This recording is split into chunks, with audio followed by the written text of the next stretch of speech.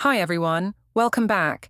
In this video, I'll show you how to fix the error 0x8007025D, Windows cannot install required files, that appears when installing Windows 11, 10, 8, or 7.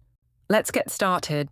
If you're installing from a USB drive, remove it and try a different USB port, preferably a USB 2.0 port instead of USB 3.0. If possible, recreate your bootable USB using the Windows Media Creation Tool, or Rufus. Sometimes the files on the USB are corrupted. This error often happens when there's a memory issue. Press Windows plus R, type mdsched.exe and press Enter. Choose Restart Now and check for problems. Windows Memory Diagnostic will scan your RAM for errors. If issues are found, try removing or replacing the faulty RAM stick.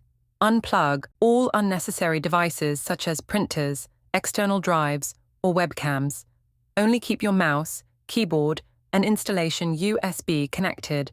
Make sure the partition you're installing Windows to has enough space.